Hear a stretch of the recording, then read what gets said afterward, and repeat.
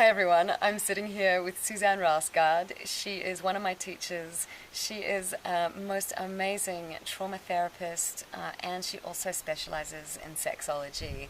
I've seen her work and it's magical, and I wanted to bring her in because she's had another life as a midwife, I understand. 23 years. Yep, and so she knows so much about the cervix. So I wanted to talk with you about some of the stuff that has been coming up for us, and I really want to start with the pain and the numbness conversation. So can you talk to us about what numbness is and how we can work with it on our own? The numbness is basically a disconnection. It's basically us who has disconnected from our own bodies because it was either too painful to feel ourselves, or we were not allowed to be who we were, or we have had traumatic experience or painful experience, or we have participated, maybe sexually, or it can even be birth-wise, in experiences that up your nose. Yeah, that we didn't like, or that we felt forced to do, and where we didn't set our boundaries. Sometimes you can't set your boundaries if it's a birth experience where it's getting really pathological. You can get really numbness in your vagina and in your cervix afterwards, but it could just as well come from sexual experiences. Sometimes it actually dates back to your first sexual experience, and then it stays with you from there. Wow. It could also be all the places in life where you haven't taken proper care of yourself, your boundaries, what is okay for me to participate in, but you kind of do the nice girl thing. I say yes to everything and I don't close off.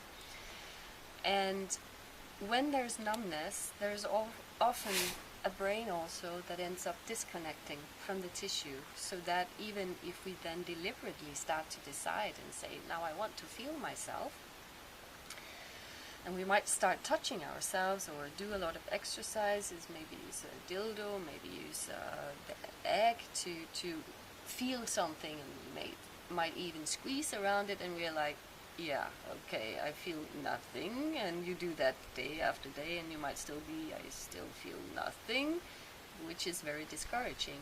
And one of the issues could be that your brain is not picking up on it, because your brain has sort of discluded that part of you as non-usable, so I don't need to have my nerve connection down there very aware. So you can do, one of the things that I always suggest my clients is to do a mental training, where they simply train themselves in being able to feel themselves. And in the beginning it can be easier to feel the outside of your vaginal open than the inside, and then you can go further and further in, start feeling your cervix. And you can also, for instance, use a dildo or something that can reach your cervix to touch it, and then really notice when it's touched. How does that actually feel? Yeah. So you kind of use a tool or a finger of a partner if you have one, Yeah. or your own if you can reach yourself. Yeah. In the beginning you can do that, and then you can start to, oh, that's my cervix, and then try and take your finger out and see, can I also find it without touching it? Yeah, because I found it's quite hard with a dildo to actually feel where you are inside. Yeah. One of the things that makes it easier to feel your own cervix if you have trouble reaching it is actually being on the toilet. Ah, yeah? When you sit on the toilet in that position, you shorten your vagina, which means that it's easier, and you sit in an approach where it's simply easier to sort of reach between your legs and get your finger up and reach the point. Because also when you bend forward to do it, you make yourself shorter. Yeah. Sometimes women are like, yeah, but can't I just, lean back and do the same? But it's like we don't get the same approach, we don't get the same shortening. So most women have an easier time doing it when they sit on the toilet. Oh, it's not very sexy though, is it? It's not very sexy, no. But not many of us have a chair with a hole in the middle. No. But we do have a toilet. Maybe we can make that. So that could be one of the reasons to do that. But there you can go in and find it, and it's this nose tip inside of you, or this tube that is in the top of your vagina. And once you find it, then really, instead of just feeling it with your finger, because that's often what happens when the women then find it, then they're actually exploring their cervix, but felt from the finger's point of view. Yeah. Which means that they're still not feeling the cervix. They're feeling a cervix with their finger. So it's really about when they find it, realizing, okay, it's my finger that is sensing where my cervix is. And then try have your cervix feel your finger. Oh, that's a good idea. That's a difference. Because that's the switch you want to have in the brain. You want your cervix to be able to feel what is in contact with me. Yeah. And so how do you know if it's healthy tissue? Maybe I'll just wait till it's done. That's a cervix being down. Could be.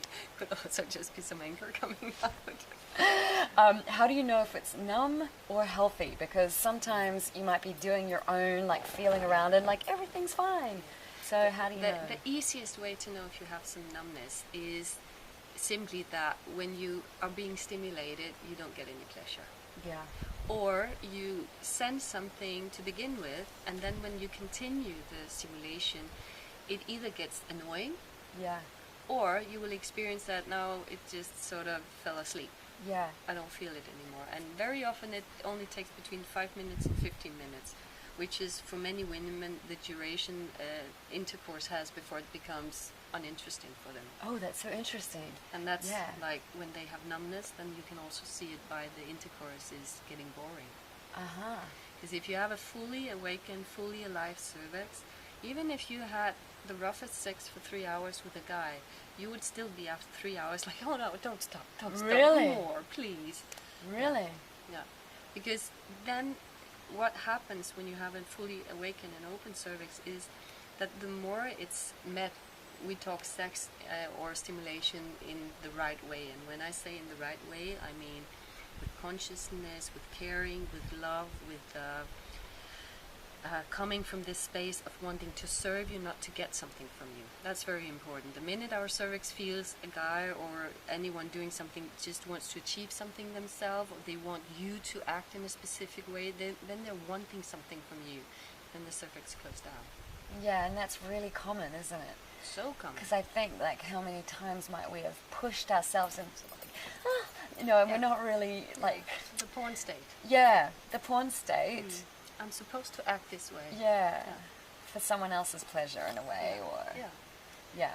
So the cervix will open up for its, let's call it, its abilities to really be this power station where energy comes into our body, and also where energy can really connect us with this realm that is just bigger than our body, where you will experience that limits and boundaries even of the body dissolves and sort of, become this nothingness, but it's not an empty nothingness.